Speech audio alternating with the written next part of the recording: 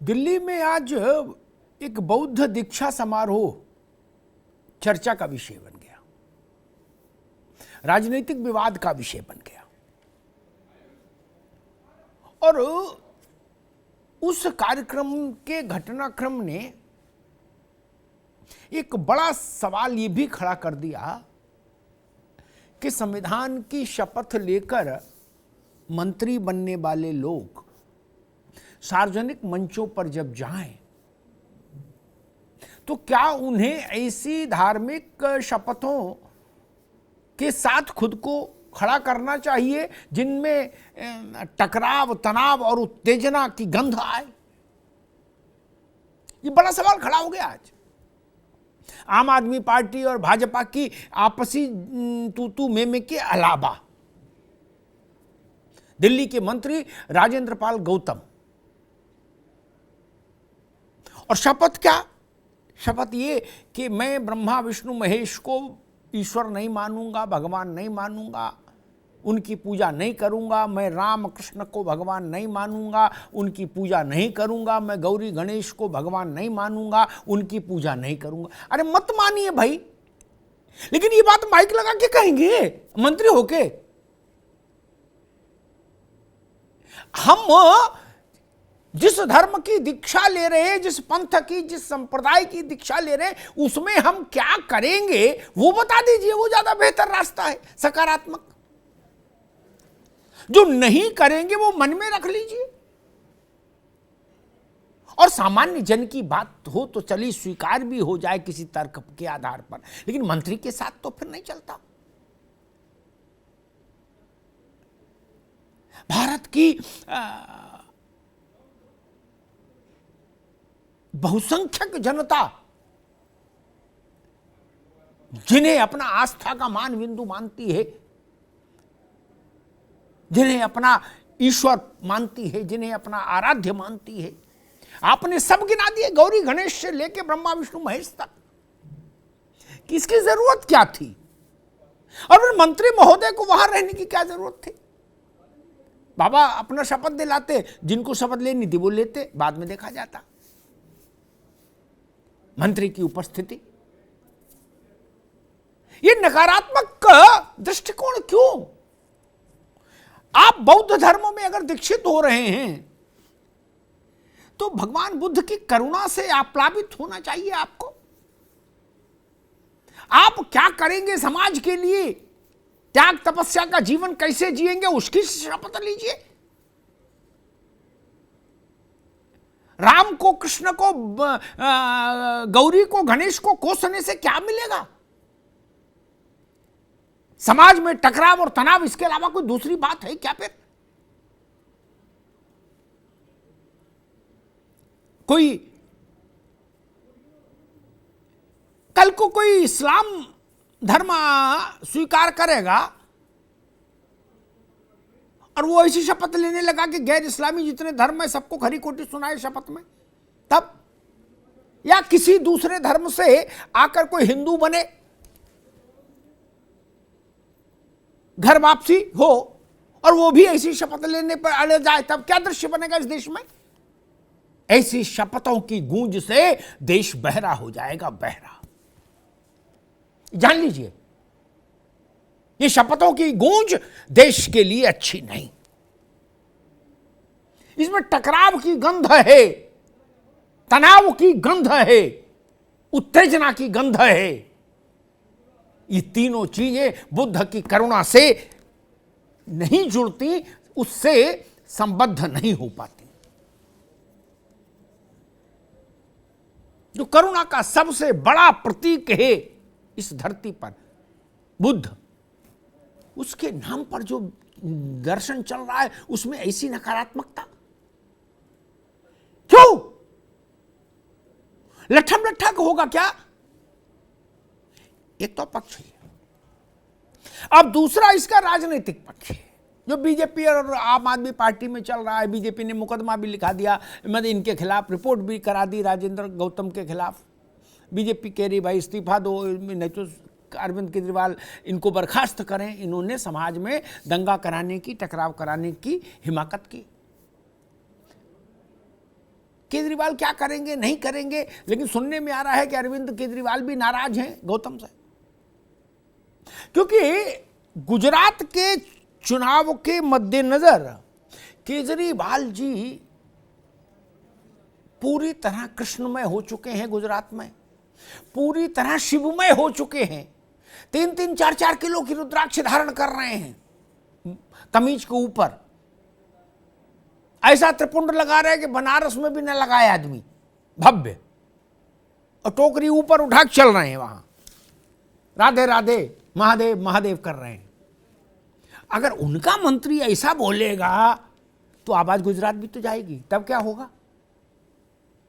गुजरात में केजरीवाल जी ओम नमः शिवाय का जाप कर रहे हैं, कृष्णम वंदे जगत गुरु कह रहे हैं, और इधर गौतम जी कह रहे हैं कि कृष्ण को हम कुछ मानने को तैयार नहीं, शंकर को कुछ मानने को तैयार नहीं, तब तो मामला फिर लटक जाएगा।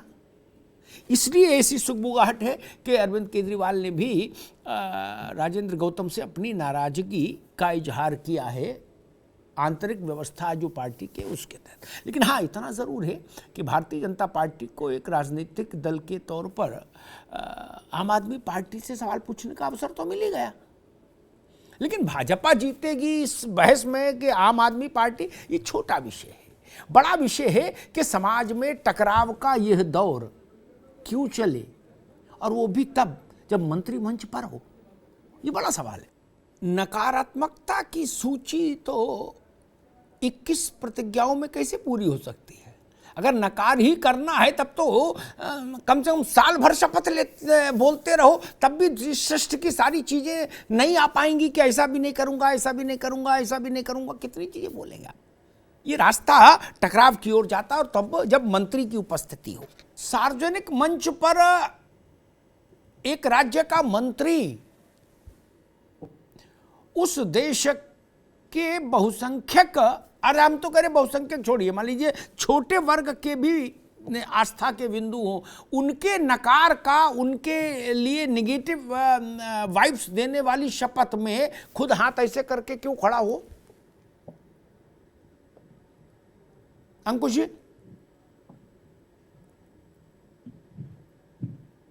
अंकुश जी, आपको मेरी आवाज आ रही है?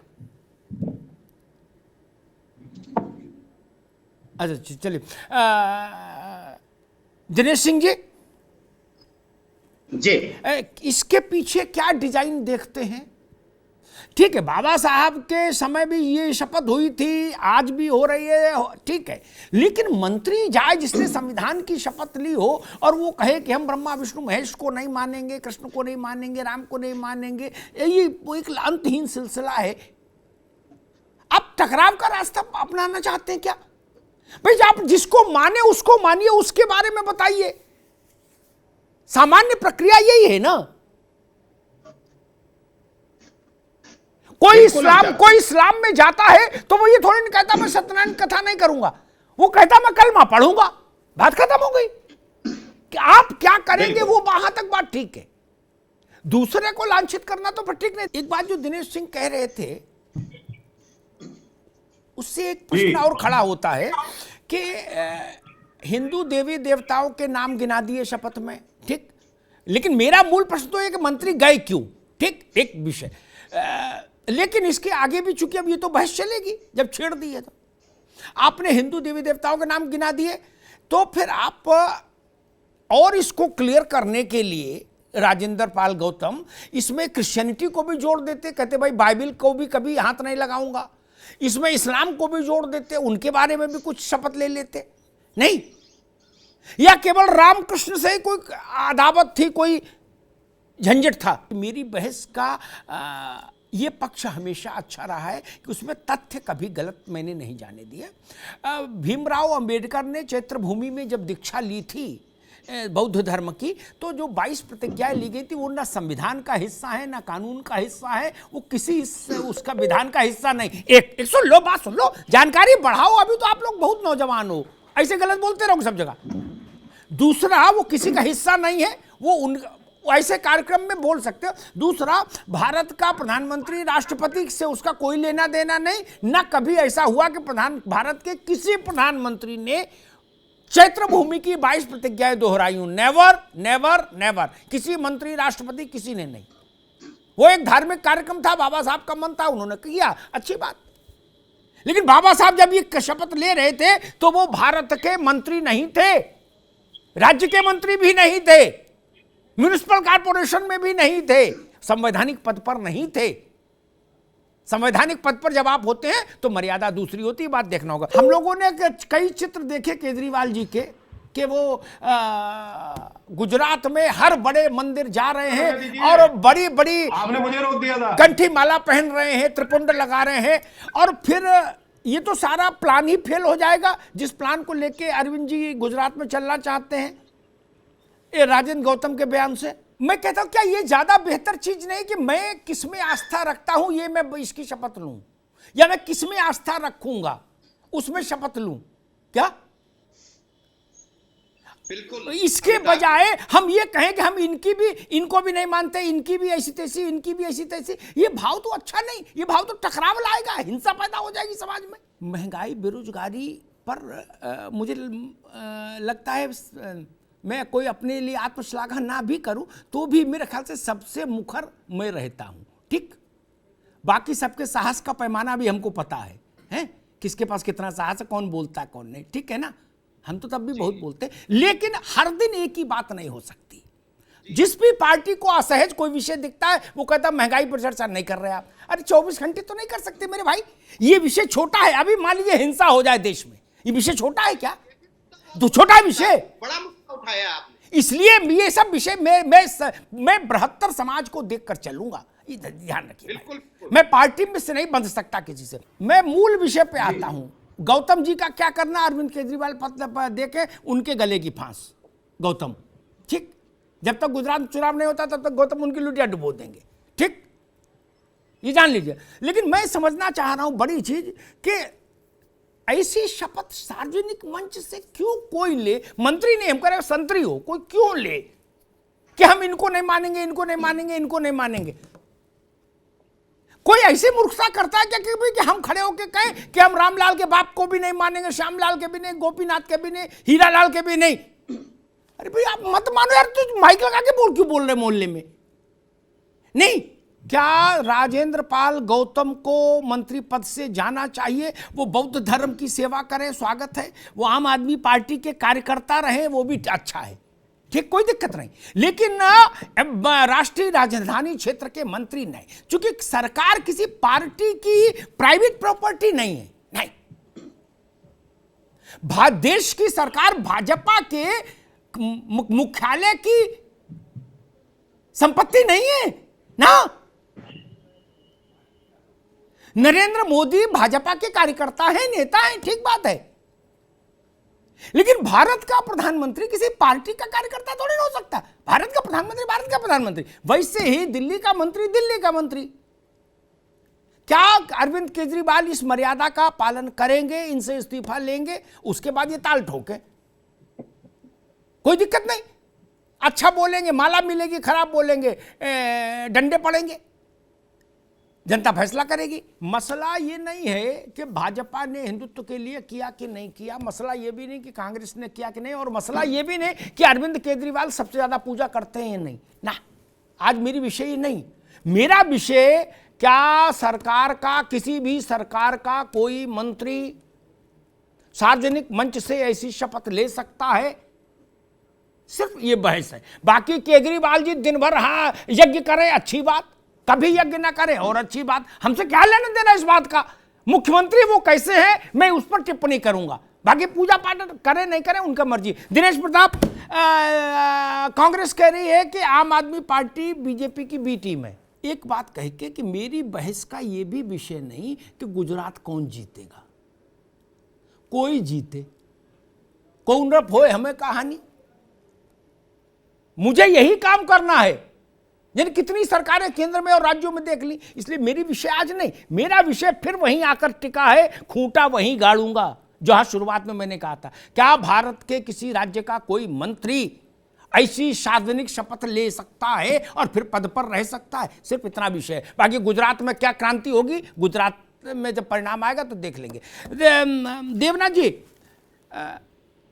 क्या हिंदू धार्मिक प्रतीकों को इतना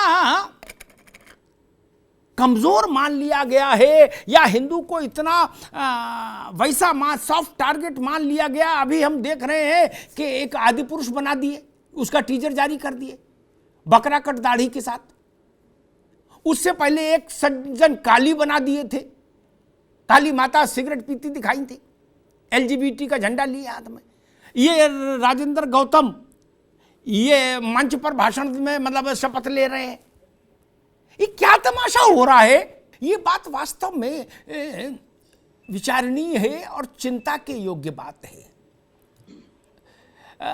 सब धर्म समान है, इस धारणा के बावजूद भी मैं ये कहता हूं कि शायद ये भारत इकलौता देश है दुनिया के मानचित्र में जिसमें 85% आबादी जिस आस्था को मानती है, उस आस्था के साथ दैनिक आधार पर उपहास हो रहा है।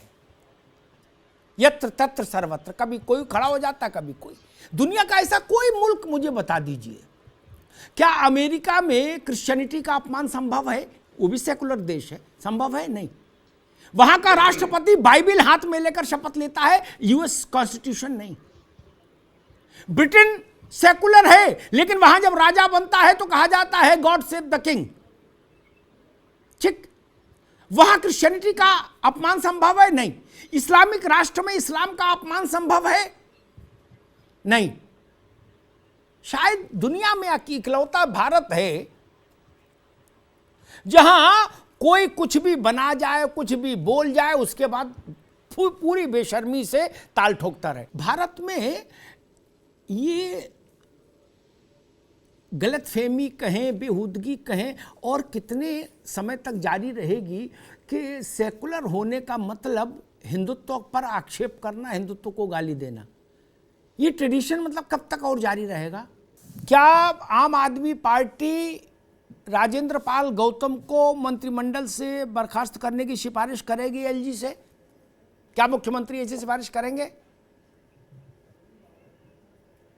देखिए, ये तो कैबिनेट का फैसला होगा, लेकिन माननीय मुख्यमंत्री अरविंद केजरीवाल जी ने अपनी नाराजगी जताई। इसको गुजरात से कोरिलेट करना या इसको आम आदमी पार्टी से पूरा कोरिलेट करना, ये गलत रहेगा मेरे हिसाब से। अंकुश, देखिए, अगर आप बोले होते, अगर आपने बात कही होती तो चलो छोड़ भी देते लोग। तो ये मंत्री हैं। उन्होंने पूछा अंकुश नारंग ने कि ये बता दो, मैं बता दूं, क्योंकि मैं अपनी बहस में इस मर्यादा का भी निर्वहन पिछले 10-15 साल से जब से बहस कर रहा हूं लगातार करता हूं। किसी ने प्रश्न पूछा तो मैंने उसको अनसुना नहीं किया, उत्तर दे के गया। अंकुश को उत्तर दे दूं ताकि आगे भी उनके काम आएगा, ठीक है ना? वो पूछ रहे गुजरात से क्या लेना देना, भूमंडल के, अब धैर्य से सुन लो, काम आएगा आगे।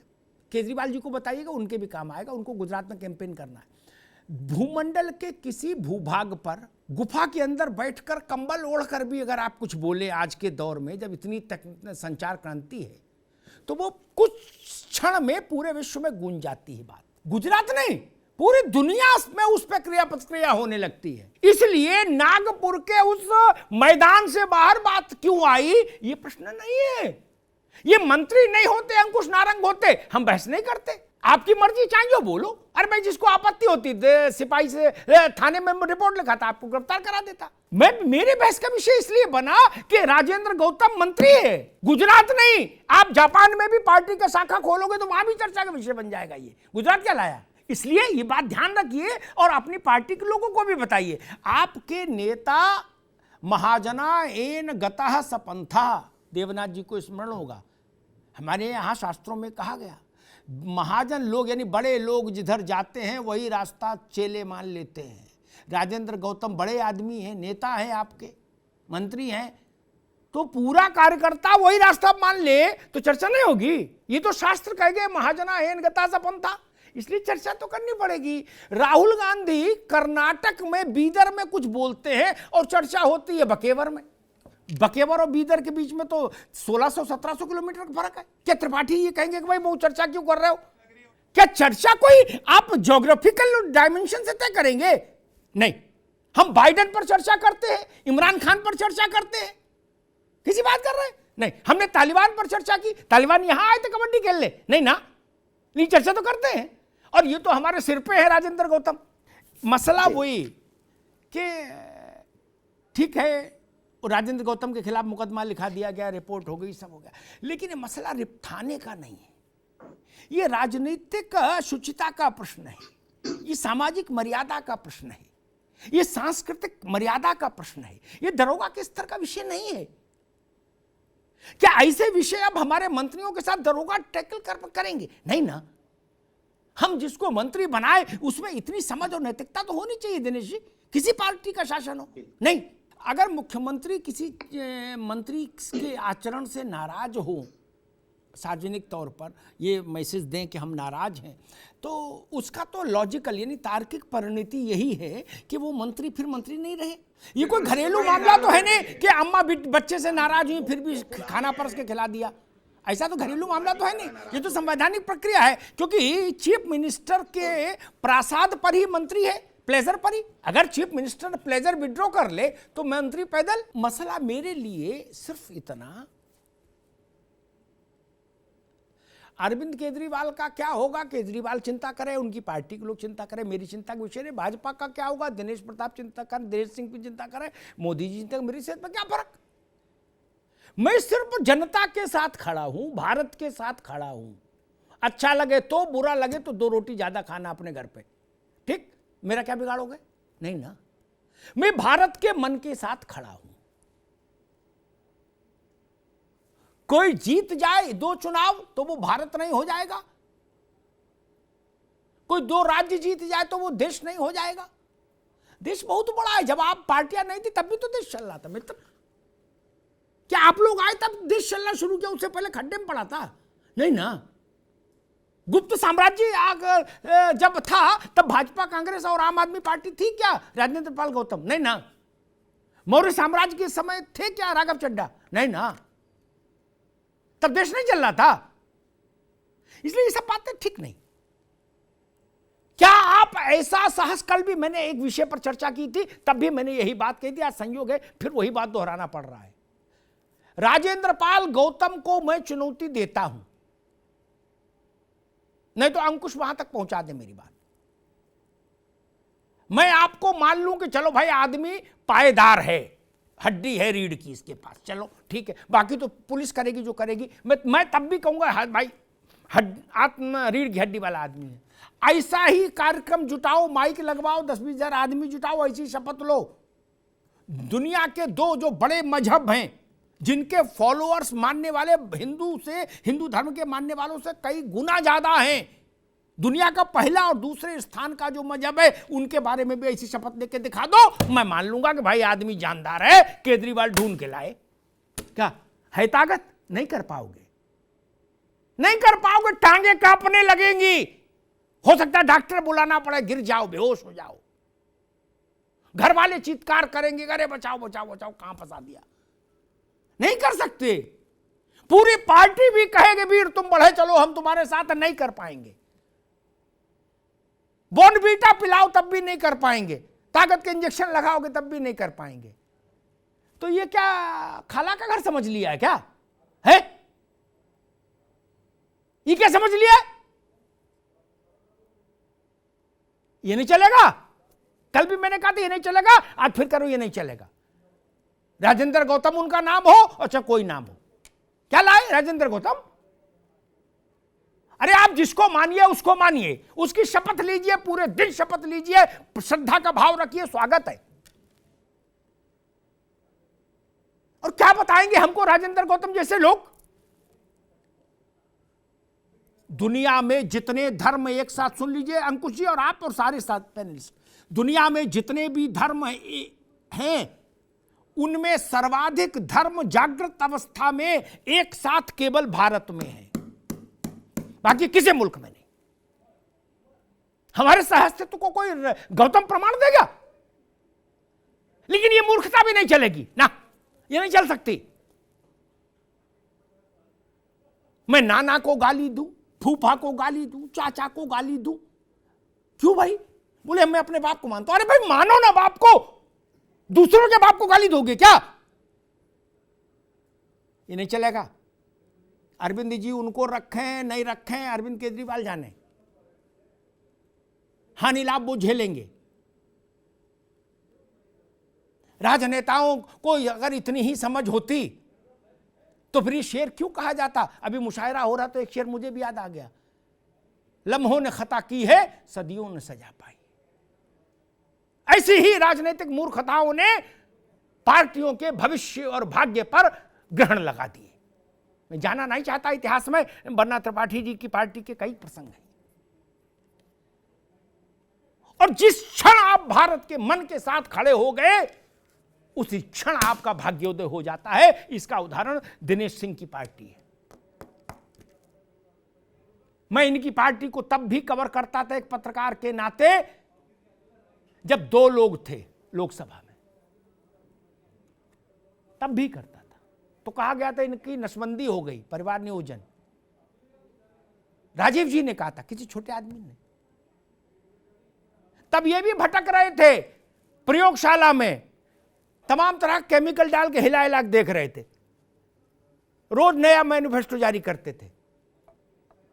फिर जब इनको हरिवंश राय बच्चन से प्रेरणा मिल गई, पूछो कैसे हरिवंश राय बच्चन से प्रेरणा, कि अलग वो अलग पथ बतलाते सब, पर मैं ये बतलाता हूं राह पकड़ तू एक चला जा, पा जाएगा मधुशाला। भाजपा ने एक राह पकड़ी तो जनता ने इन पर कृपा की।